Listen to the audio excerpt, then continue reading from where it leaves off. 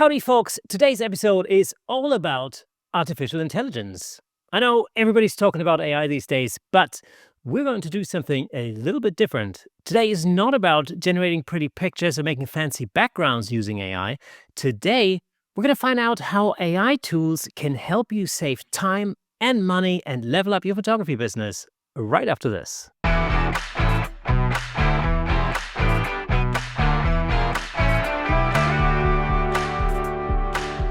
Welcome to Camera Shake, where we bring you the insider scoop on all things photography and videography, giving you a unique opportunity to stay ahead of the curve.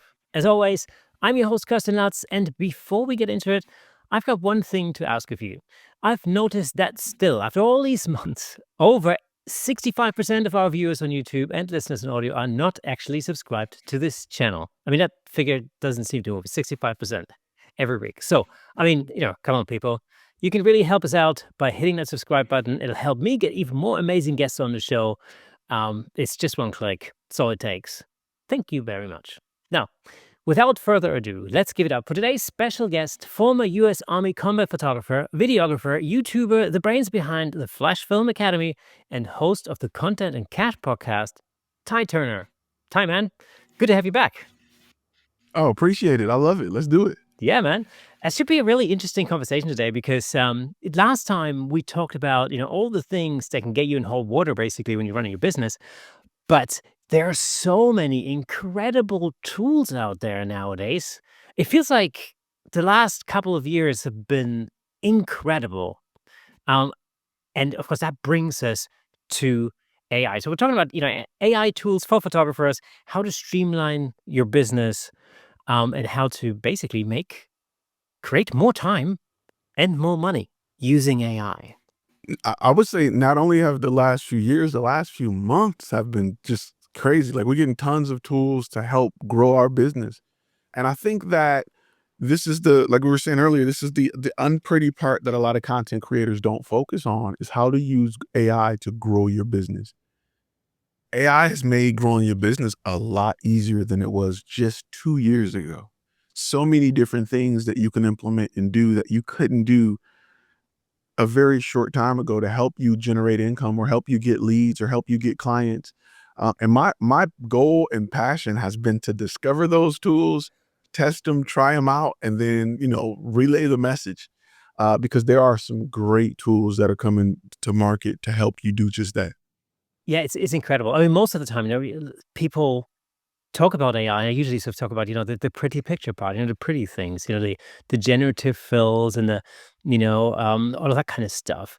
But really, I think the most powerful thing about artificial intelligence is really all this stuff in the background that really makes your business tick. Because, when it comes to branding, marketing, content creation, if you just think about like social media is such an animal. It's like a hungry wolf. You just gotta keep throwing stuff at it, and just generating all of that content is so time consuming unless you figure out ways to do that without actually having to spend a lot of time. So since AI is such a hot topic at the moment, how do you see AI tools transforming the photography and video industries from here on in? I think it's twofold.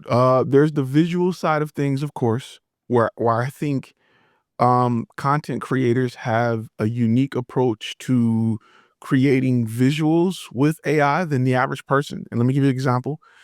If you're a content creator, you have the ability to add things to your prompt that a regular person wouldn't add, right? You can add the lens type, you can add the lighting type that the average person just wouldn't think of typing in, hey, I want a 3-to-1 lighting ratio with this image in this prompt that the average person just can't get. So you have the leg up if you're a content creator on the visual side of things, if you work on creating prompts and just kind of embrace the idea of writing better prompts. That's one side of it. The second side of it is it allow you to run your business with less people and faster times by understanding how to use just a few different tools. that can help streamline a lot of the process, from website design to SEO to helping you research the right video for your client, from helping you chop up a long form video into shorter videos for your client, which is something you should be charging for. That can be a click of a button to you. It's so many different things in different ways that you can use AI just to help you generate more income that I think a lot of content creators just aren't thinking about. Like, they're so focused on the pretty side, they forget the power of, let's say, something as simple as SEO, right? SEO 2 years ago, you're hiring a team, you're paying thousands of dollars per month. Now you can get an AI tool that looks at your website, checks Google every day, and tell you what you need to change to rank higher. And by ranking higher, you get more leads, you get more calls, you get more clients, you make more money. So, and that's just one of the many tools or many uses for AI on the business side of content creation that a lot of people don't think about. AI is here to stay. So let me get ahead of it. That's the thing. I think that's actually one of the probably major misconceptions that people have when they think about AI. And it's probably because the conversation is so dominated by things like, DALI and Firefly and all these kind of things that are really more on the pretty picture side of things. But it's all this stuff that actually, with the exception of ChatGPT, maybe, you know, um, but it's the kind of, all that the machine room stuff that actually runs the business sort of thing. But and my perspective is, I'm really, I'm a creative kind of person. I think, a lot of photographers and videographers are in that category.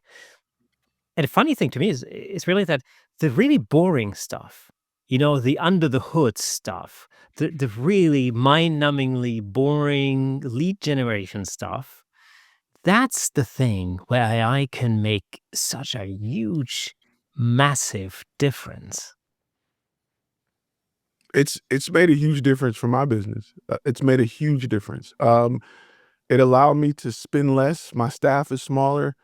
My reach is greater. It allows me to do a lot more than again just 2 years ago. That's why this industry changes so fast. And I've said it before. It used to be a time where the photography industry or videography industry was just that, but now it's a tech industry, and tech industries double every 12 to 18 months. They grow. What worked 3 years ago won't work now, or won't work as well. So you kind of got to stay on it and kind of listen and pay attention to what's going on. Me in the academy, we have another. I don't say it's a joke, but we have a saying. When it comes to technology, there's three types of people. There's the person that embrace it, that run towards it, that love it. There's the person that fights it. They think it's a fad. It's not going to be here. It's going to be in and out. It ain't going to last long. And then there's the person that don't know about it. They're oblivious to the idea of it. I've heard of ChatGPT, but I've never used it. Right. The guy who embraces it, who loves it, who learns it, his job is to make as much profit off of it as possible before another saying is before it end up on a cell phone. So, we talk about an example, using AI to edit portraits, right? Just to keep it the visual side, people know. If you were a portrait editor 5 years ago, you had to be well versed in Lightroom, Photoshop, and then it switched to tools that let you, detect the face and move the slider to adjust skin smoothing. And now it's a filter on Snapchat. Now your grandma's using it. So you have to embrace it early so that you can make the money off of it, make the profit off of it before it ends up on a cell phone. And that's just an example of, portrait editing, but that is also the case when it comes to a lot of other AI tools that you should be focusing on to grow your business right now. And you mentioned before it's up on a cell phone. The reality is really that now these tools are relatively new, but once the competition level is such that it becomes the norm, that's when you start really losing out if you haven't addressed that particular subject. Because I remember, like, only a few days ago, I had a phone call from my mom who asked me to explain to her how to use ChatGPT, and it sort of occurred to me that, man, if my mom is interested in that now in her 70s, right? Then if you are not on it basically, then you are definitely now in the negative. You're definitely starting to lose out now. So, um, okay, so let's have a look at some of the sort of basic processes, in the business. Let's say because we've got like marketing and branding, we've got lead generation, we've got all these things that we would ordinarily do running our business, and really, regardless as to whether it's a large business or a small business, everybody's got to do marketing, everybody's got to do lead generation, no matter whether you're a one-man band or whether you employ 100 employees, you still have to do that because you have to get new business in, through the doors. So, what would you say is like the number one tool that you would recommend, that really everybody should be aware of and should learn how to use in order to make running your business easier? Of course, we can start with the king of all kings. We can start with ChatGPT. Um, we can start there. And people think, well, I got it, I can type to it, but I think we need to really take more time at understanding the power of that tool. I think people knows ChatGPT surface level, but they don't dive deep into the power of ChatGPT.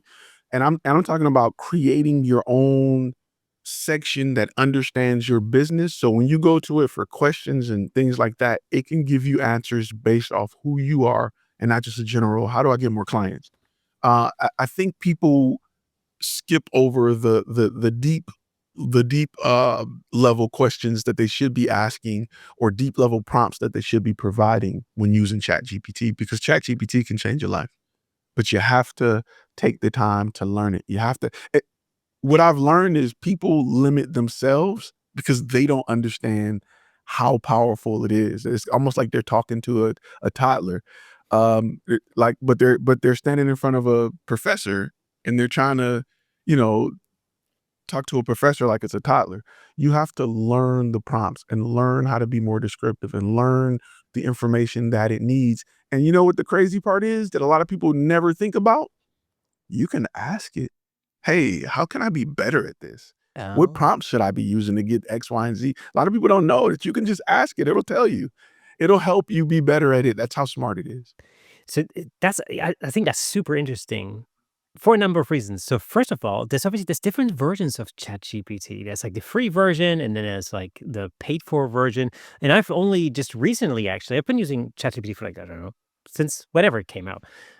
But I've only recently really switched to the paid version, and I've immediately clocked that there are some really vast advantages, to that, in the sense that it can, you can attach documents to it. You can actually generate documents that you can use for all sorts of different things, which is unbelievable. What a time saver. But what I'm really intrigued by is the things like teaching ChatGPT about you. And you said creating a section. So what do you mean by that? How does that work? So you can create your own kind of GPT within ChatGPT. Like it's a dedicated area that you feed it information, and every answer is based off that information, or it will take that information into account, or you create the rules. So once you create the rules, it'll always provide you with answers based off those rules. So let me give you an example. I can create a rule that I am a videographer that work with dentists in the Dallas area. Um, Between the annual income of 300,000 and 2 million, my goal is to provide training content for dentists. Now that it knows that information, now I'm asking it, well, how can I appeal to those clients? What should you can literally ask ChatGPT, what should my website look like? And it'll generate an image based off that information as to what it think your website should look like. Then you can take it to a designer and have them design it. You can ask ChatGPT, what are ways I should reach these type of clients? Where are these guys at? What are they doing? And it'll give you examples. It'll look through his database and say, hey, this is how we think you should reach dentists to create training videos. This is how you should approach them. This is what you should present. This is what you should offer them. And a lot of people just don't get that deep because they don't understand how advanced ChatGPT is. Yeah, and you're basically just teaching ChatGPT, as much detail about your own business so that it understands how that works within the marketplace, and it'll feed you the relevant information. Um, So, Absolutely. so how do you then take that to the next level? So let's say you've identified your potential customer base. Let's say, you mentioned dentists. I think I'm in the wrong industry. I should have become a dentist. You know? Um, so you've given it some geographical detail. You're saying in the Dallas area, or in London or whatever, wherever it is that you live. Actually, here's the thing, right? Here's a question for anybody listening or watching out there. It'd be super interesting to know where you are when you're listening to this. Please get in touch. Let me know where you are, because I find it super interesting. It's like this little world map in the sort of under the hood um, of the audio podcast, and I can sort of see very, it's very general, but I can basically see where people are when they're listening to it, as in like they're in the state of, I don't know, Nebraska or something. Um, but I'm always really intrigued to hear where people are and what they're doing when they listen to this podcast. Anyway, yeah, get in touch. Anyway, so you're feeding it some information about your own business, what it is, your target audience, your geographical location, and then do you give it any prompts like as to anything specific? Like, for instance, could it, for example, suggest different marketing approaches, like like email marketing Absolutely. or I'm gonna tell you, once you give it that information, now I can go to my website and take the copy off my website and say, rewrite this for my audience, or write me a hero statement for my audience. Write me, um, explain to my audience what my product is in detail in a way to convert them from a lead to a client or from a viewer to a lead. There's so many different ways. Write a cold email sequence I can use to reach out to these clients. Create a flyer so I can walk in the door and hand them my flyer based off my client and what I offer. So many different things you can do. Create a Facebook post, create a script for a YouTube video, create a script for create text for my ad that I want to run on Meta or Google to reach this audience. So it's so many different things you can do once you have established who you're working with, who you are, what you offer. It can flush out so many things that you just won't think about. Like, ChatGPT surprises me every single time. And when it comes to the paid version, I want to say my Chat GPT bill, which is probably, $20 a month, is the first bill paid, period. Because if everything else shuts down, I can go to Chat GPT with more ideas on how to get out of a situation or how to grow the business, where I can't do if my Netflix account, you know what I mean? I can't do it with my Netflix account. No knock against Netflix, but Netflix can't help me pay bills. It can only entertain me. So Chat GPT is number one on my list. so here's the thing that I've heard, and I'm not really entirely sure whether that's actually true or not. But let's say you write some website copy with ChatGPT and you put it straight up on your website. Does Google recognize that this was AI generated, and does it have disadvantages to you? And should you change it, or what's the deal? Currently, I don't think I have never seen a negative impact from using ChatGPT text. I've not at all. I it's difficult to know that it is AI. And a lot of people who say, "Oh, well, it just gives basic responses." Honestly, you just gave it a basic prompt. Give it a more detailed prompt. Once it write it, give it information, give it feedback. A lot of people don't even give it feedback. You'd be surprised if you go 3 rounds, you would have something so great that your mind would be blown. I create a lot of scripts using ChatGPT, and I'll go and be like, you know what? Emphasize more on this idea, or let's take this angle, or I'm not really crazy about X, Y, and Z. Let's talk about that more. And it'll rewrite it in a way that's just mind blowing. Like, it's just, you know, it's crazy what it come up with, and you're sitting there in awe at this machine that's kind of breathing life into your idea. The scriptwriter thing is actually super interesting. I use ChatGPT to write and edit scripts as well, especially for like things I do, like tutorials sort of things. And the interesting thing about that is you can let it generate a script, but you can also ask it to change the tone of your script. Make it more humorous, make it more like there's a prompt that I like, which is make it sound like it's not been read off of a teleprompter. Make it sound more natural, and it will make it sound more natural. And the funny thing is, you can then. So what I did which really floored me actually. I fed it a number of sample scripts that I had written before. And I basically said to it, like, rewrite. I did generate a script, and I would say, like, rewrite in my voice. And here's an example of what I would sound like. And it did it. And it's unbelievable. It's incredible. I mean, I not only that, I have a GPT designed for script writing that have built-in intros based off my intros, right? Thank you. Welcome to Flash Film Academy. My name is Ty, former Army combat photographer. All of that. It adds all of that. I tell the script writing to start with a hook. Midway through the script, start with a hook. Next, follow up with a teaser as what's to come, asking the viewer to stick around to the end. And then I have a set outro. I have a set tone, and then I gave it a bunch of statistics on video and photo, and so whenever I need a script written, if I need to pull from the statistics, it can say, "Hey, in 2019, 76% of people said that before they purchase an item, they look for it on the video. They look for it on YouTube." So whenever I'm writing scripts, I'm giving it so much information, and it's pulling from that information, and every script is it's perfect. Every time I get it, it's just maybe little tweaks. Let's talk more about this. Let's lean more towards that. But it's brilliant. It's mind blowing, and I've been using it forever. Yeah, I mean, ChatGPT it never ceases to amaze me. Really, I seem to be discovering new things, all the time. Um, I let it. I used it the other day to it was just a fun thing. I wanted to write a love poem for my wife to my wife, right? And it did that, and then it sort of changed I changed the tone around. I said, like, write it in the voice of Robert De Niro, write it in the voice of so and so, and then it was like, write it in the voice of Lassie the dog, and it just came out with woof woof bark bark.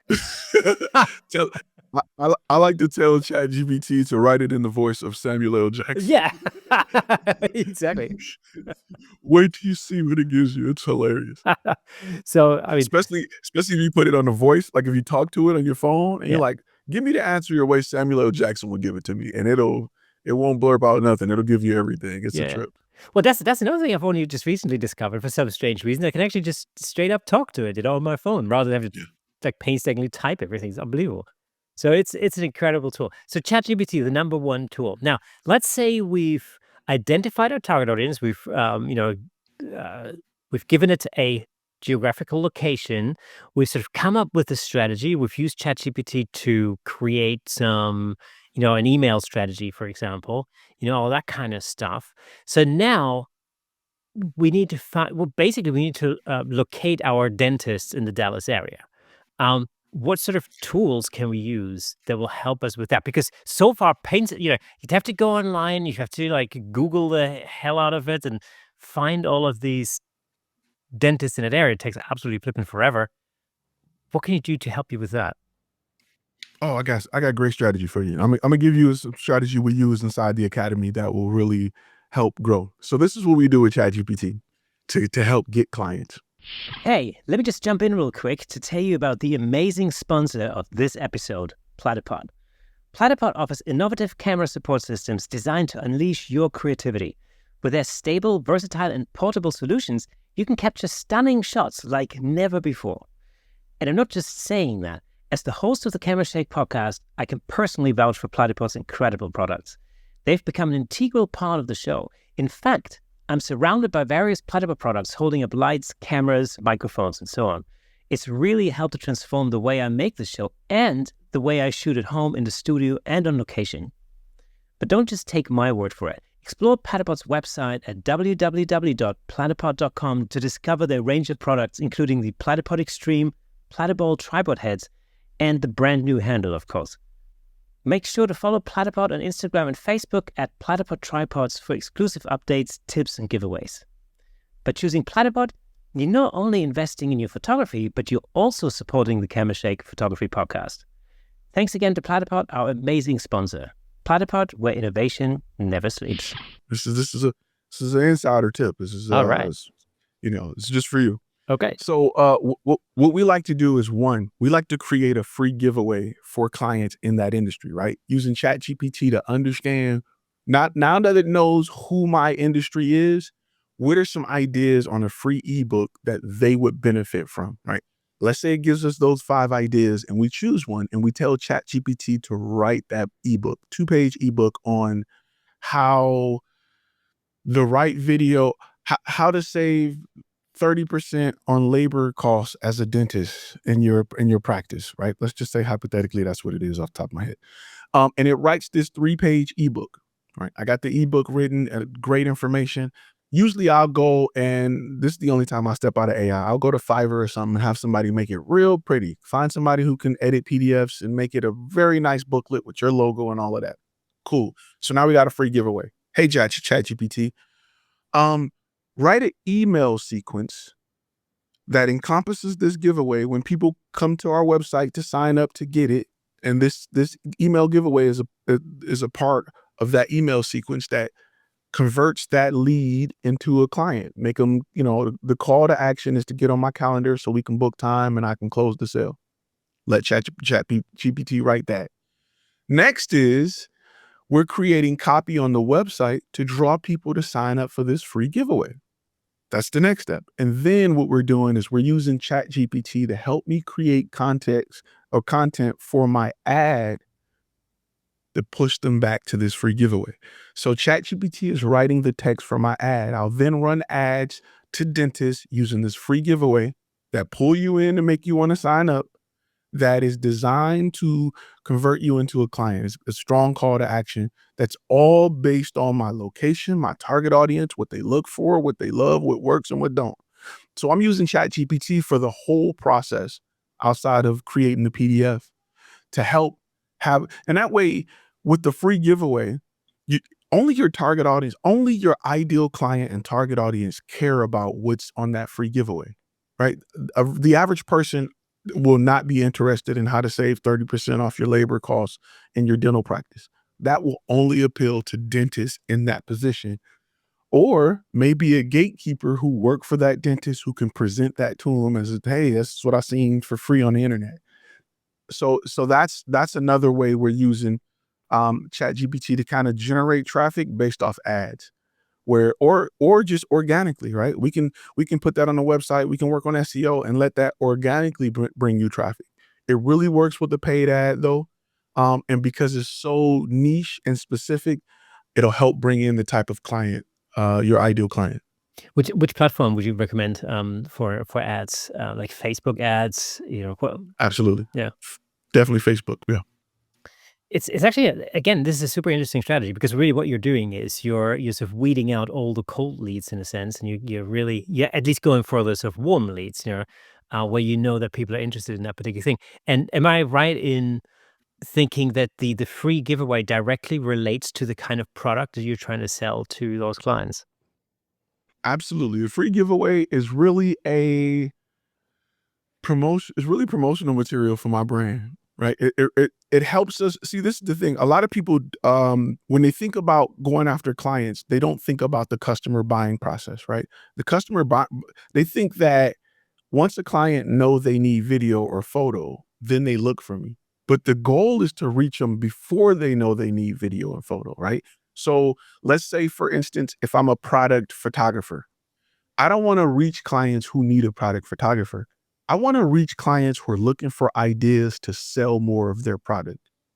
I get to determine what the solution is, whether it's photo, video, a podcast, whatever. So I want to reach people earlier in this. If you reach them by the time they decide they need photo, guess what? Now you got a ton of competition. Now everybody's there. Now they're looking through 30 photographers trying to decide on why they should hire you. If I reach them earlier than that, I eliminate my competition and it's just me and them. And I'm the solution provider. And since they learn from me, they trust me. Since they trust me, they'll buy from me. And when they buy from me, no other, you can't compete with that. You can try to offer a lower price, but they've learned from me. They trust me. They believe in my brand. My brand has been teaching them, through multiple articles, they're going to want to do business with me.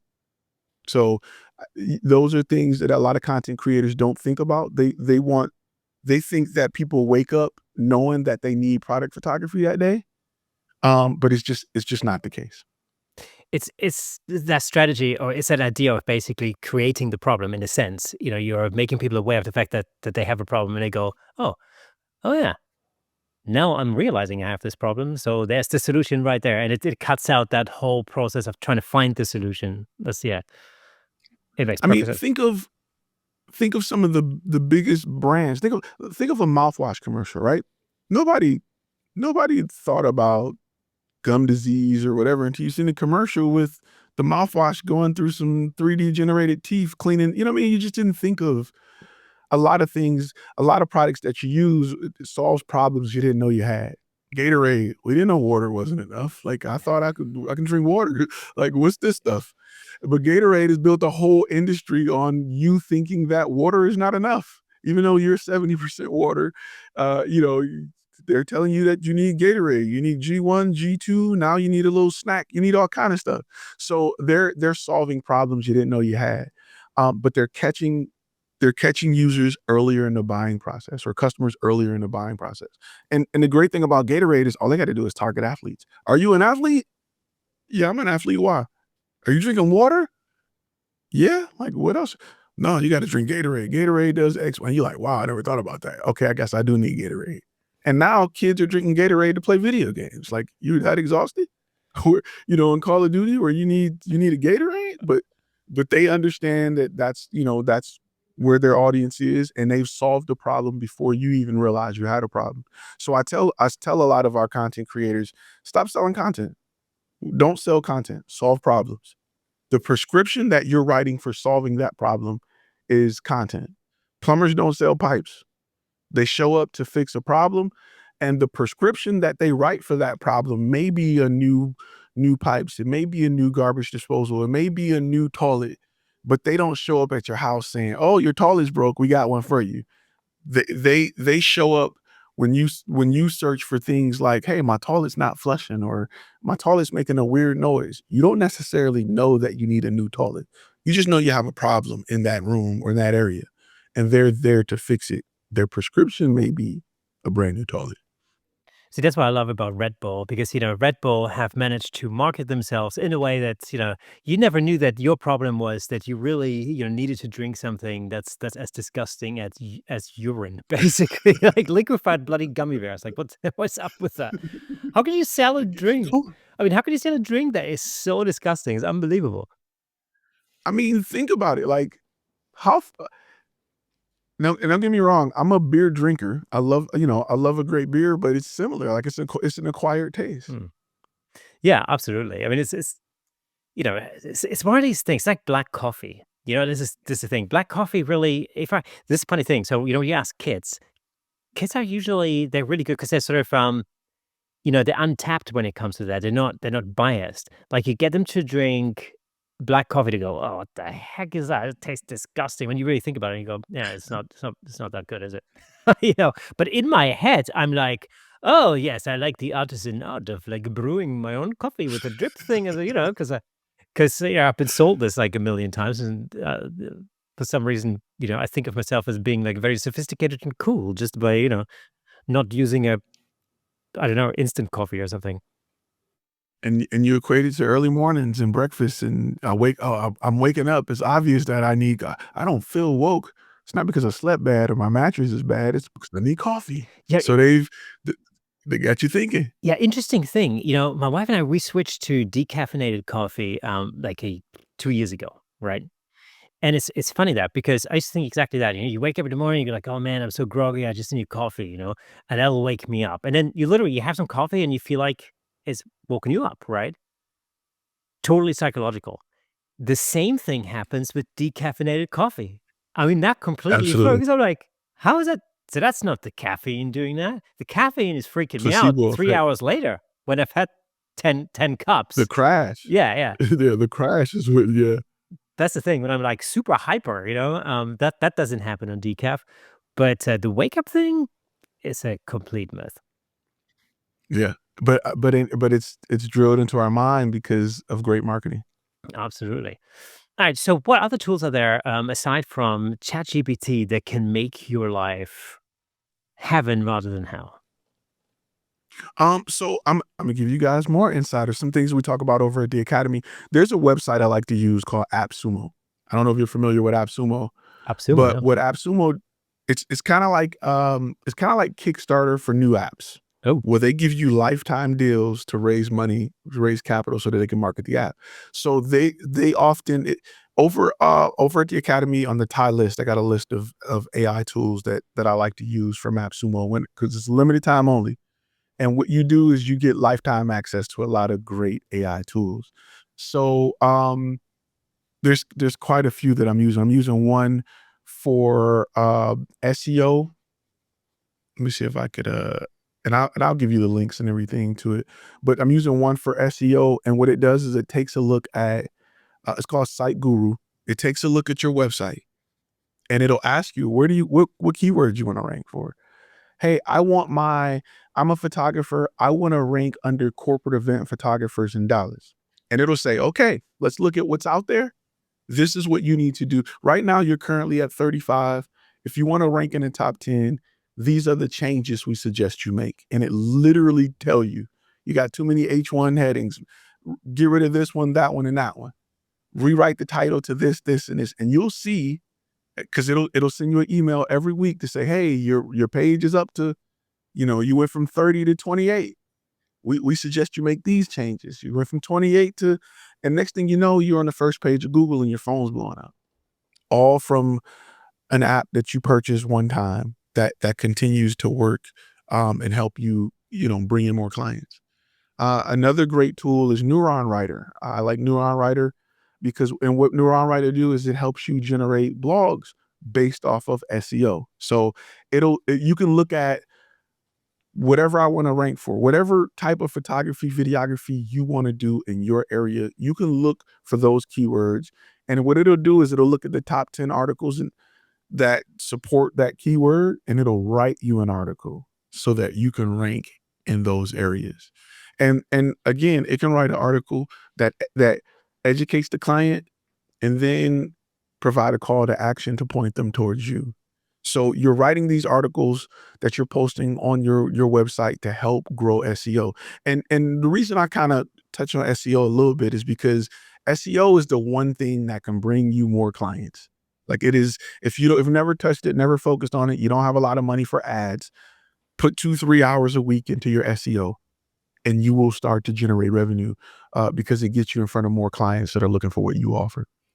yeah, that was actually an interesting thing. So I did this. I'd say probably I don't know whenever ChatGPT first came out, like a year and a half ago or something like that, 2 years ago, whenever. And I actually took all the copy on my website and I had ChatGPT rewrite that, and I just basically copy and pasted it back onto the website. And I have to say, and I also started a blog and added some articles. And I have to say, it did make a massive difference. It went from a website that really wasn't functioning very much in terms of driving clients to something that I would notice would be mentioned a lot when people would phone in the end, you know?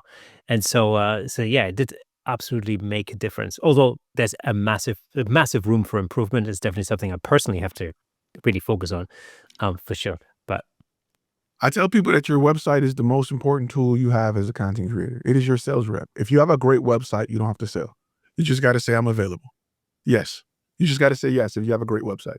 If you have to convince and sell from somebody who found you via your website, it means your website needs work. Your website's not answering a lot of questions. And a lot of times, if you listen to your clients, they'll tell you if you see a pattern of objections, it'll tell you what you need to put on your website. Also, here's another ChatGPT thing. Give it the copy off your website and say, hey, ChatGPT, write me up a fact section. Write me up a frequently asked question section based off the information you have and based off my target audience. What are some questions do you think they may have or some objections they may have working with my brand? And watch how detailed of a FAQ section it gives you that will help overcome objections so clients can call you and want to do business. so let's say we've sorted out all the copy on our website. We've dealt with the SEO. We've created again, like an email strategy. We've done all of that kind of stuff. So now we've got leads coming in. We need to create some kind of CRM, to manage all those leads. What are the AI options when we're looking, under the hood? For leads, I still like to use certain other tools for leads. I still like the Honeybooks. I still like Proposalify. I still like those. I'm still using AI to create the proposals, to write things up. I'm still using AI to explain why an upsell is necessary. So I'm still using AI to help me write it, because this is one thing that and I'll tell you a story. One thing that's great that kind of some people can touch on, but it's a little side story. But it'll make sense when I finish it. I'm a filmmaker, of course, and I write my films myself. And one time I was writing a movie. It was a horror movie, and there was a young female that was in the movie, and I wrote it, right. And I remember listening to her read the script, but she's reading it the way I wrote it, and I wrote it like a black dude from Detroit. So, and I'm like, I don't I know I sound like that, but I don't think you should sound like that. Like, so you'd be surprised at how the text on the copy on your website sounds like you, when it should be more neutral, or it should appeal to your target audience to let them know you know what you're talking about. So a great example of this is, and I'm gonna use camera terminology because we all here understand camera terminology. If you go to B&H or Adorama or wherever you go to buy your gear, and you're standing in front of a guy and he's describing some equipment as this thingamajig. I think it got just a bunch of megapixels. It got it's a good battery, whatever. The mount, what kind of mount it have? It got a lens mount. You would be like, I don't think I want to buy from this guy. He don't know what he's talking about. Your client who lands on your website and they hear they see you write about their industries, especially if you're niche. If you're not speaking in their language, they will instantly disqualify you. They will instantly disqualify you, or it'll lower the value of what you offer. So a great usage of ChatGPT is giving it the information about your target audience and saying, hey, write this copy to appeal to them, not me, to them. You'd be surprised at how different it provides copy, and how it helps your website and helps you convert more clients. I mean, that's an age-old sort of marketing, not necessarily trick, but a marketing truth, really. Where we put the client into the center, rather than ourselves, which is the intuitive thing to do, is to kind of think like, well, here I am. These are the services that I provide, and here are the reasons why you should buy from me, rather than saying like, okay, you know, think about yourself, think about the things that you need and the advantages that you can have.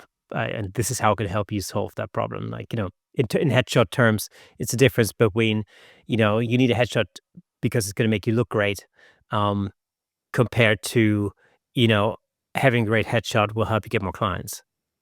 That's a, that's a world of difference between those two. Absolutely. And one I can add a greater price tag to, because we know the value of it. Like, it's easier to see the value of getting more clients as compared to looking good. I can put a number on the benefit of getting more clients for you. I can't put a number on making you look better. Unless I say we can take you from a 6 to a 9, but with a little Photoshop, we can take you from a 6 to a 9. That's the best we can do for you, but I don't know how much that's worth to you. Like, you know what I mean? It's worth a lot if it's your dating app profile picture than it is maybe your LinkedIn profile picture. So, but when I say I can bring you more clients, I can then get an understanding of what a client is worth to you, and then we can say, what if it gives you a 10% bump? What does that mean in the term of dollars and cents to you? Oh, it's an extra 10, 20, 30, 40, 50,000 a year. Now, do my $2,500 headshot price tag make sense to you? And It probably do. exactly, and this is the thing. So, uh, when it comes to AI tools, for example, as a photographer, for example, it's there's the marketing side and all that kind of stuff, but there's also, of course, there's a workflow and post processing side where AI tools can help me actually, create more value, because it saves me time, and the time that I'm saving, editing and post processing, that's the time I can spend on more marketing to get more clients. So actually, this is why I always say, when I'm behind the camera, I'm making money. When I'm in front of the computer, I'm losing money because I'm not working on the business itself.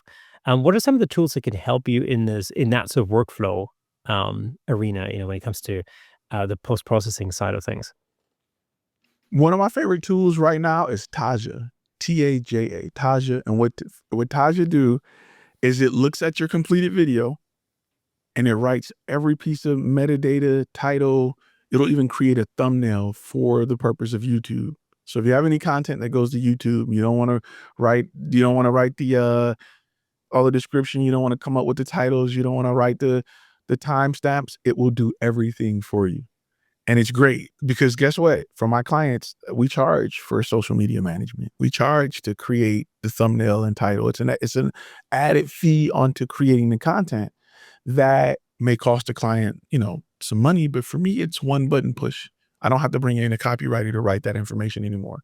I don't have to bring in a designer to design that thumbnail anymore. So that's one, Taja. The other is Maker Suite, and Maker Suite is huge if you create video. What Maker Suite does is it allow you to research topics to determine how they will perform. And then it'll also give you other topics that may perform better, and then it will write the script for you. So it's looking at what's out there. Let's say, for instance, we can go back to the dentist. I want to create a video so that I'm trending in the terms of dentist in Dallas. Well, let's see what's out there. Okay, this is what's out there. We think that if we create a video, let me go back because it'll give you like a slider or like a scale to say, do you want to be more relevant or do you want more performance? Because if you want more performance, you may want to go with this topic over here. If you want to be more relevant, you may want to go with that topic over there. But just know you're adding a little vagueness to get more performance compared to being specific and getting less performance. But it's up to you. So once you determine that, then it'll write a script based off that information, and then it'll ask you for input, but it's very little input. I use it with my clients when they have specific needs. So I just got finished working with a company that wrap cars, and they wax cars and PPF and things like that, protecting the cars. And they're looking for ways to grow their audience. Well, most people don't know what PPF is, which is, they don't know about, protective film. But what they are asking is, how can I protect my car? What's better than wax? What are some ways I can prevent my car from getting rock chips and small dings in the front of the car? So what MakerSuite taught me was we need to go a little more broad with our questions. We need to go a little more broad with our topics, so that we can bring more people into the funnel, which starts with that video, but then pull the user over to their website to turn that viewer into a lead. That's actually an interesting thing because I'm looking at your YouTube channel, for example, and sort of the topics that you use in your videos. Do you use a tool like that to determine which topics might be of interest at any one time? And is that what sort of um, jots along your decision making process as to what topics you're going to talk about? Absolutely. It's almost like having a strategist who have access to YouTube data. And what it does is it looks at, hey, these are some great ideas that would do well based off your channel. Now, this program looks at your channel. It takes into account your video history, your video, how many videos you got, what topics they're on, what got more comments, and then it'll help you write something based off of that information. So it's not a general one size fit all. It really looks at your brand, what you offer, what you talk about in your audience, as well as what videos are performing well within your niche that's not on your channel. Because again, all of these things, if you had to determine that yourself, it just takes a lot of time. And that's the point where, especially if you're a one-man band, and you want to go out shooting and you've got to do all the editing and you've got to do all the marketing as well and all the rest of it. All of that is an attack on your available time, basically. And so you need tools to really help you to be more efficient with your time. What sort of tools can people use to really help them in terms of efficiency, for example? There's quite a few. I'm using TidyCal, which is like Calendly, but it's a one-time payment. And you got it for life. You're not paying a monthly fee. It does the same thing, but it's really good at, helping you fill up your calendar. I can, for instance, I've set it up where certain jobs they can pay in advance. choose a time on my calendar, and I can just show up. Like, oh, okay, well, we got some headshots on the 28th. They already paid. Let's go. So things like that are tools that I like to use to help the client go through the workflow. And it's a one time, I think it's like $39 for life. I don't know what people are paying for Calendly, but TidyCal does a great job for a fraction of the price. Yeah, Calendly is like, I think it's $10 a month, something like that. I should know because I'm using Calendly. I don't. This is I mean this is the thing. So I'm sort of discovering all these tools as I go along. And Calendly was one of these things that I sort of knew about, but I wasn't really I don't know I wasn't really using it. And so just to give you an example, just arranging guests to come on the show. I used to get into this whole like email back and forth. Do you want to come on the show? Yes. Okay. Well, how about this week? Oh, I can't do that. How about that? Okay. Well, that day is good. Okay. Well, what time? Blah, blah. And it's, the whole thing takes absolutely forever and takes your time because you're constantly emailing back and forth, and it takes, the potential guests just to spend hours, dealing with that, which is nonsensical. But think tools like Calendly, for example, um, really automate that process, where it's an online calendar. People can look. You can determine when you're available, and then somebody else can open that link somewhere in a completely different time zone, and it converts everything into their time zone, so they can look at those available slots and go, oh yeah, that can work for me. They just book themselves in. It just throws me an email and says like, Ty's booked in for this time. Awesome, fantastic. You know, I love it. I yes, love it because I live and die by my calendar. it's yeah, same, and it's really something I've only just Calendly is literally just a tool that I've just woken up to, but I will definitely check out the TidyCal thing because the one-time investment thing sounds attractive to me. Definitely. Oh yeah, yeah. I'm looking for one time deals before I go anywhere. Yeah. Yeah, there are a number of different calendar apps available. Some are more expensive than others, and some linked to your website. I'm using a tool called Acuity, which is exactly the same thing. It does exactly the same thing as Calendly, but it integrates into my Squarespace website and yada, yada, yada. It's horrendously, stupidly expensive, and I should really get rid of it. Or I should replace it with something else. Um, that's the thing. Now, where do you see all this AI stuff going? Like, what is the future for AI in that context, especially in the photography, videography, or in the creative world? It allows one man bands to appear as big brands. It helps you appear as big brands. So in the academy, we kind of teach you how to present yourself as a big brand, right? We don't ever say I. We say we with everything. Let me get back to my team. Because when you talk to bigger brands, they want to work with big brands. Companies hire companies. They don't hire people. That's why it's difficult getting hired by a big company if you're John Smith Photography. It's just difficult. I'm not saying it's impossible. We're just saying we want to take the path of least resistance. And companies hire from companies. AI allow me to do so many things from one person that helps me appear as a big company. A lot of times I tell clients, hey, I got to get to my writing team so we can write the script for your video. My writing team is ChatGPT or whatever AI tool I'm using, Maker Suite. I got to get with my social media team so we can make sure that we update your social media videos or update the contents on your video to make sure everything's there. That's Taja. Like my team is all AI, but my client thinks that they're working with a big company that have a team in place to help solve their problem, and we do have a team. Our team is just a bunch of robots, The robot overlords have taken over. That's it. right? Cool. Well, let's talk about social media because I mean, this is one of the things.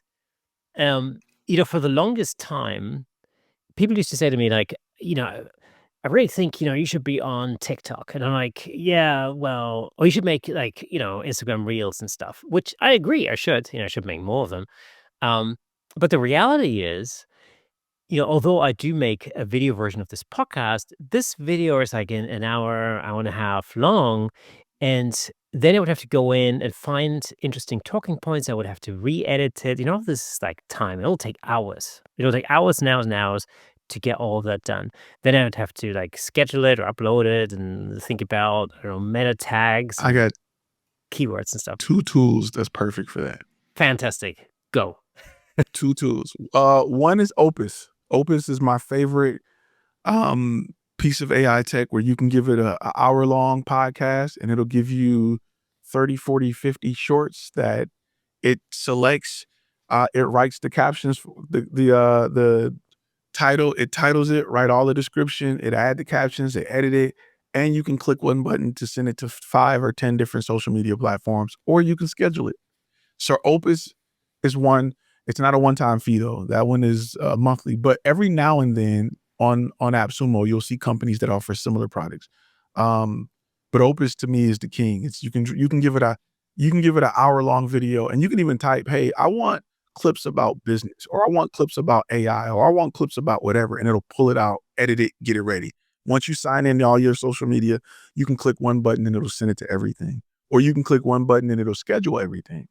And you can, Opus is just mind blowing. I think editing is AI is coming after editors. Just get ready. It's too good. Number two is Marky, Marky. Now, Marky was a tool that I found on AppSumo. Let me tell you what is so great about Marky. What Marky does is Marky looks at your business. It asks you a lot of questions. When you first go on board, it's going to ask you a lot of questions about your business, your target audience, their problems, what they go through. And what Marky does is it generates visual like memes and posts for your business. It'll generate 20 at a time. And it'll even ask you, what days do you want to post? I want to post once a day, Monday through Friday. So as it generates 20 of these images in 10 seconds, whatever one you like, you can just hit the schedule button and it'll schedule your post out months and it'll post it for you. There's times where I'm looking at my feed like, when did I do that? But it's all designed with Marky, using my brand color, my logo, my voice, my tone, my style, everything. And it posts content on, TikTok, um, Twitter, Instagram, YouTube, everywhere I'm logged into, it'll post that content. And I'll have content. I think I'm probably 8 months out because you can sit there and generate 100 images and just say yes, no, yes, no, yes, no, yes, no, yes, yes, no, yes, no, and it'll fill out your calendar. And here you are posting consistently for months without missing a day. And that's the difficult part because consistency is king. And just creating that amount of content. If you had to do it manually, it's nuts. I mean, well, you literally need to employ an editor to do that for you. You know, You need a team. yeah. Sorry, editors. If you're well, I guess Get good at writing prompts, editors. Get yes. good at writing prompts using your editor background. It's coming. So that's like, you mentioned another thing there, which I always think is a really important point, and that's timing. Are there any tools that can help you to determine when your audience might be the most, online, or when the like the target time days and times are for you to post your content? Are there tools that help you with that? You have tools like vidIQ. You got tools like TubeBuddy. If you're in a YouTube, if you're in a YouTube and you're looking for the perfect time to post, I think those are the best AI tools for that. I'm starting to think, and this is just me. I'm starting to think the time of day isn't as important as the quality of the work. So starting my YouTube channel, I was always thinking about like, man, what are the little nuances that I need to pay attention to grow the channel? Really, it comes down to just creating great content. Like I don't, there's no, if you, it, no other rules apply if the content is great. Period. If it does what YouTube want content to do, and that's keep people on a platform, keep their attention, it will do well. As long as it's in an area that people are interested in. It can't be, a 3-hour video on why bananas are yellow. I'm sure there's a lot of people asking that question, but you're just not going to get as much traction as if you're writing about the latest version of Final Cut Pro these days. Yeah, and showing up, I feel it's like the consistency part is like so super important. Everybody keeps saying it, but people don't really necessarily understand how important it actually is. Show up when you say you're going to show up, and show up consistently so people can rely on you showing up. Because there's nothing worse. I mean, just imagine if you arrange a time to meet a friend, you show up at the bar and your friend isn't there, and you're like, well, that's annoying. And it's exactly the same with online content. When people expect you to show up on a Thursday, you better show up on a Thursday. And that's the thing. It'll be Thursday 2 p.m. rather than 1 p.m. one week, and because this is the thing. Like for anybody who consumes content like that, whether that's podcasts or if you're really into a YouTube channel or whatever. um, it's super annoying when the content isn't there when you expect it to be there, like, because I think as humans, we like a ritual. And if, you know, there must be somebody out there who listens to the Camera Shake podcast on their way to work. I'm sure there is. So, if on a Thursday you get in your car and this is your ritual, on a Thursday you're looking forward to the latest episode of the Camera Shake podcast, because why wouldn't you? And that's the thing that you want to listen to in your car on the way to work and it's not there, that's a disappointment. And the last thing you want to do is disappoint the people that you're that you're creating that content for. And so, I always say, like, consistency is the absolute king. You just have to show up. There's absolutely no question about that. I agree. I listen to I listen to a particular news channel, like, in the shower. I admit, because I'm usually so tired, I just need some mind-numbing news just running in the background so I can listen to it. And it would be incredibly disappointing if there wasn't any new content on there, you know? So, because, yeah, it would just. I think I don't think you're the only person. I got a show that I listen to religiously in the shower. Like I gotta listen, and it's just about my favorite football team. But I listen to it every time I get in the shower. Like it is a nightly ritual that I get caught up on what's going on with my team, and I do it while I'm in the shower. It's every night. In fact, I won't even listen to it. If I see a pop up, I'm not touching it until I get in the shower. It's on my playlist. Yeah. So you're not the only person to do it. I'm sure plenty others have their workout, you know, their workout listen. They got their driving listen. They got all kind of things rituals that they do, and they got to hear certain podcasts Yeah. to kind of get through it. Yeah, I used to listen to podcasts in the gym, but I can't do that anymore. It freaks me out. I need to, like, really pump some serious music now. I just can't do it. It's like I can't concentrate whilst I'm trying to do freaking, like, barbell squats. Screw that if I have to listen to some like talk about some opinion. I'm like, oh God. See, I'm such a true crime kind of guy that I can Ah, do true crime with, yeah. I'll be shopping or I'll be grocery shopping. I'll be in a store with an AirPod in, just listening, trying to solve a murder. Like, Yeah. so I'm bad. I'm real bad about it. Yeah, true crime is great, man. This is like, yeah, it's there's a number of podcasts, true crime podcasts that I've fallen victim to myself, and that's especially the serialized bloody serial. Oh my God, you can't stop. Yeah, that's addicting. Yeah, Yeah, absolutely. it's a great mystery. Mysteries are always good. Yeah, exactly. Talk about history podcasts, also big draw. Like, I'm just, as soon as somebody says, like, somebody gives me like a title of, like, the mysteries of the Roman gladiator in 120 BC. I'm like, what is that mystery? you I know? I have on my Amazon. I ain't gonna say her name, but the little speaker that's in the house. I don't want to say her name because I got 20 of them, and they all start talking. I have like a nightly ritual of like they have what's called a flash brief, which are very short podcasts, 60 seconds, something like Oh, that. Usually a little longer, and you can set up a playlist every night to go through them. So I may start with the news, sports, whatever, and just go through. There's some on tech, there's some on YouTube, there's some on IGN, got one, CNET, those companies, and I'll go to sleep, you know, updated on what's going on in the world. yeah. My strategy for going to sleep, because I sometimes, I have these nights where I lie awake for a long time and my brain is going crazy and I start thinking about, ooh, that would be cool to talk about this, in a podcast, or it'd be cool to get that person on the show, or I'm thinking about an episode that I've just done. And so, with all this stuff rattling around my brain, I find it really hard to go to sleep. And so, I put on a podcast or a YouTube channel, whatever, just to sort of numb that noise and get sidetracked into something else. And it's usually something that's, like, super boring, which actually literally puts me to sleep in a few minutes flat. It just cancels out all of that background noise. My ritual is very similar because if you're creative, if you're a business owner, your mind's always going. So this is my trick. I put on a podcast that I think is very interesting, right? I can't put on something that I'm not into, but I put it so low that I have to lower my breathing to hear it. Oh, I okay. gotta be very still to hear it. And I'm so nosy, I wanna hear it, but I didn't calm down so much because I'm trying to lower my breathing or Ooh, control my that's a breathing great so I can idea. hear it that I fall asleep. That's a great I'll try that. I'll try it. So far, Yeah. I've been listening to like some like sports science, which oh my god is mind-numbingly boring. After you know, he's go, oh my god, when I'm gone. It gotta be something that you just I wanna hear it, but I gotta be still to hear it. So I'm like, Yeah, and then next thing you don't sleep.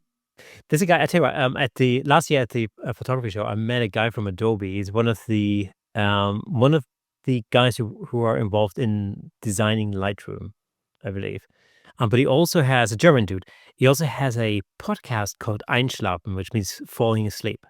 Okay, where he basically he's got a great voice for that because his voice is sort of very calm and very monotonous, you know. And he talks about like the least interesting topics. I mean, like a discussion on the social relevance of Nietzsche. And you just go, yeah, okay, 'cause and you're gone.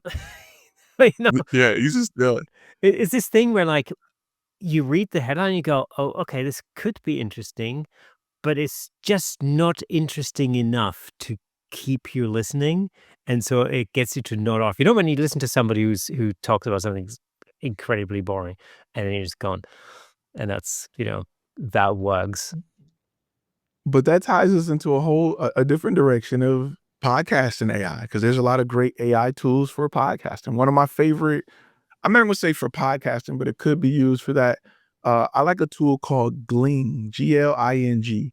What Gling do is you can, let's say you record a talking head video, you drop it in Gling. Gling will automatically take out the bad takes. It'll take out the it'll slice it up and you can export it as a XML file for your Final Cut or whatever. So it'll bring up text and you can say, "Ah, take this out, take that out, add this, take that out." And it'll automatically edit it. That's why I say editors, be careful, audio and video. And it'll give you an XML file that you can pull into Final Cut, DaVinci Resolve, Premiere Pro, and then you'll have it on the timeline to edit it and do whatever you want. It'll even add jump cuts or like zoom ins between the cuts to make it look more natural. But it's one of my favorite AI tools for editing audio and video. Oh, it edits video as well as audio. Yeah, yeah, Uh, but that's the yeah, thing. it's perfect. It's I mean, I think there's I think there's like there's a number of different philosophies. So I always think like if I were to create like short videos, like 5-minute videos, for instance, or 7 minutes, that sort of thing would be super useful. With long form content, I want to hear the guest think. I want to hear that little breath, that like, that little gap, the little break. So I edit very, very little. It's really, yeah, I don't do a lot of editing, you know, at all I with mean, these podcasts. the good thing about Gling is you can adjust that. You can say, "Hey, give me this much buffer this much space before or after." You can tell it exactly how you want it. And I mean, it's really good for talking head videos where you need, we've sat down with a script or we've sat down talking into the camera and, we don't always get it right or we need to slice it up or there's space between. It'll do everything for you. It'll do all of that for you. And it'll say, "Hey, here's the XML file." You can still go into DaVinci Resolve and pull and drag and add more or make less. It's totally up to you, but it's a really good tool for speeding up, your workflow on editing talking heads. I've just realized something actually, because I've been using Opus as well, and I really like that tool. It's a very, very cool tool. But I've just something just occurred to me, and that is the one thing I don't necessarily love about Opus is the way it deals with when you have these split screens like we're at the moment. You know, the way it stacks them, and it's actually quite good at identifying the speakers and stacking them on top of each other. I don't necessarily think that it always looks good, and even by telling it just to focus on one speaker, it doesn't necessarily always get it right. But I've just realized that actually when I'm recording this, I can record the main screen, but I also still have a separate recording of each individual speaker, and I could just feed that into Opus and use. Oh, okay, well, there you go. You could you can also feed multicam clips into Glean Right. and edit it that way as well. Cool. There's also another tool, Minvo, M-I-N-V-O, is like Opus. They used to have a one-time deal. Every now and then they'll come back on AppSumo and offer a lifetime Okay. deal, but you may want to check it out because it's a pretty good platform. Manvo.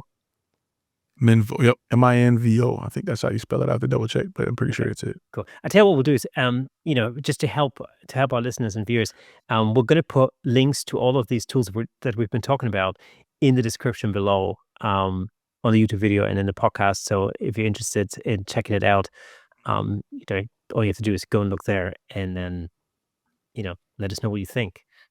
Cool. Any other tools you can think of that are useful? Let's see.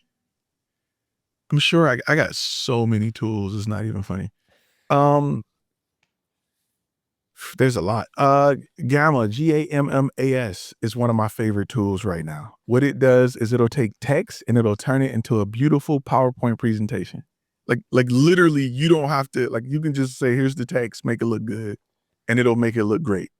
It's GAMMA.app it's one of my favorite tools right now, for creating, presentations, PowerPoint presentations, things like that.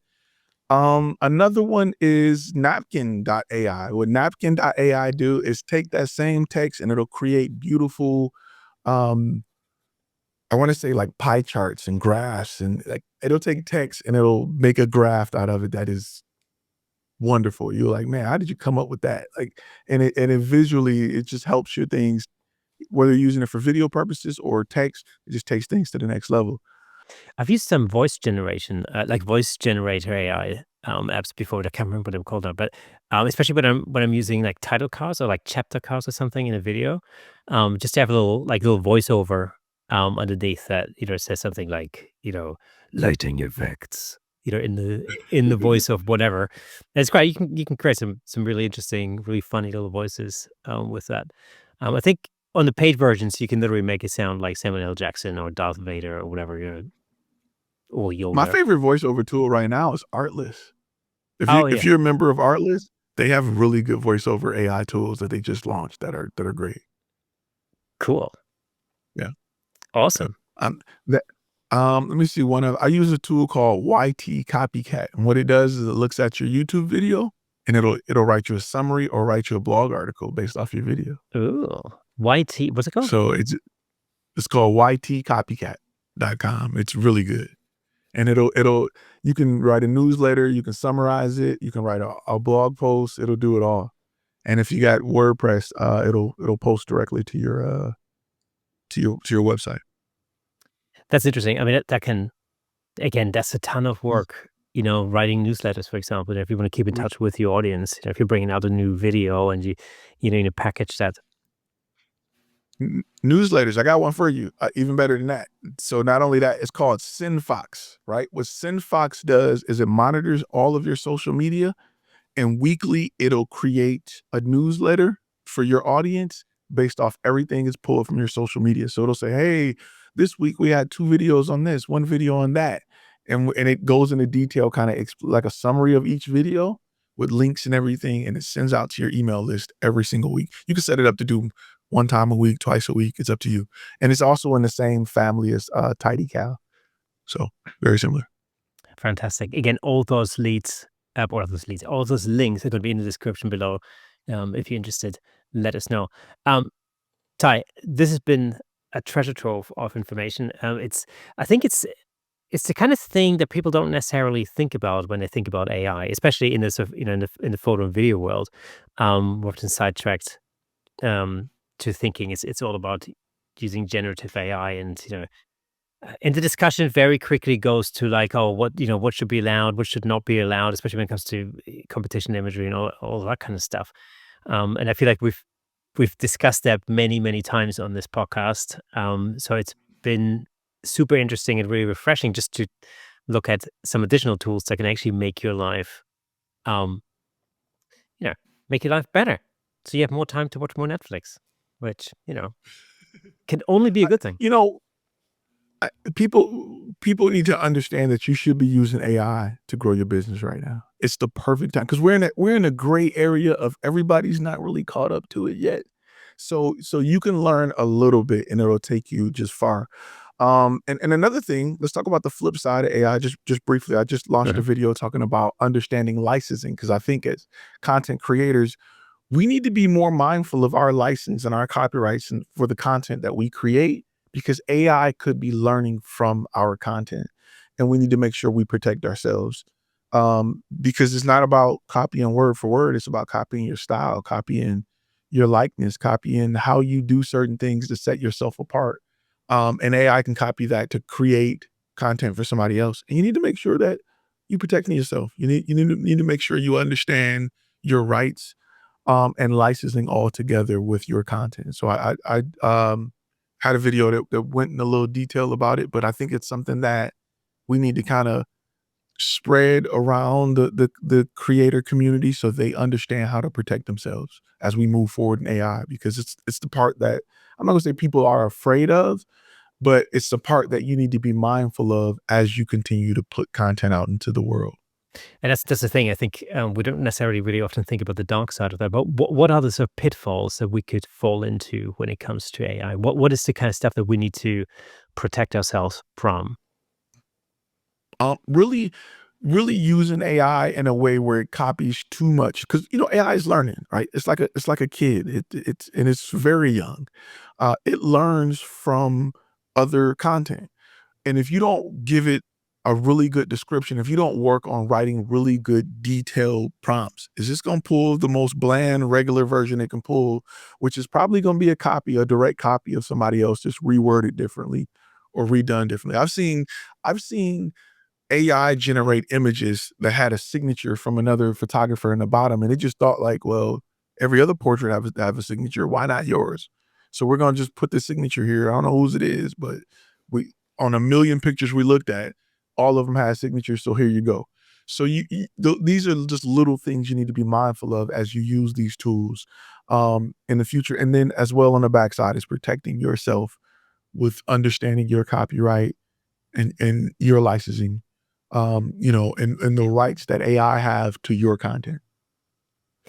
D- Licensing and copyright is absolutely fundamental to understand. I think, generally, as soon as you put your own work online, you're opening yourself up to all sorts of different things. And I think most people that I know have had some degree of experience with that in one way or another, myself included, where, things have popped up in places where you definitely didn't, you didn't sanction that particular use of that particular image.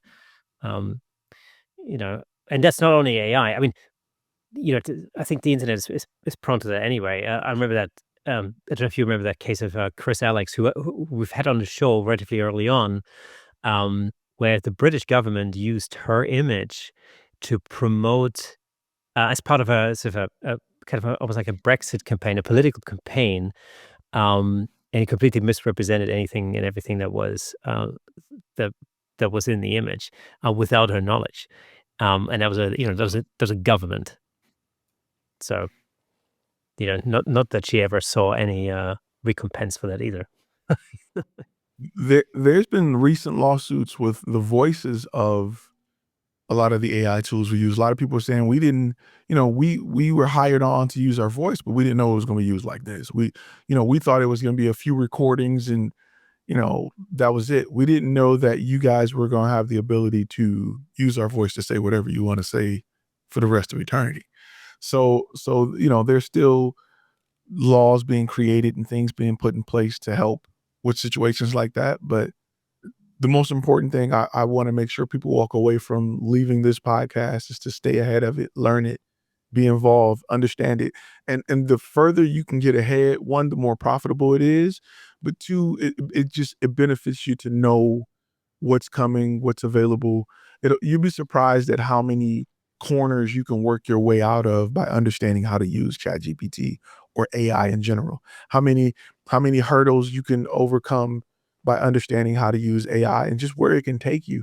And I think a lot of people don't realize how powerful these tools are. Um, and they're worth you taking an hour this week to learn it.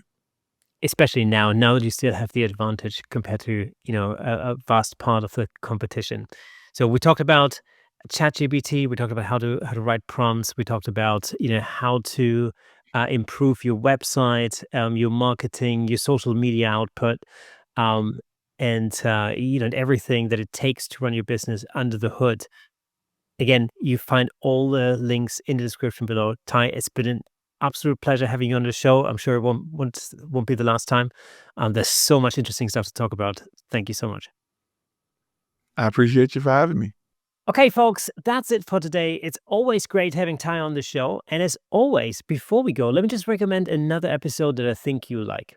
Check out episode 231, where we were talking about why most creatives fail. Super interesting, and I'm sure you'll love it.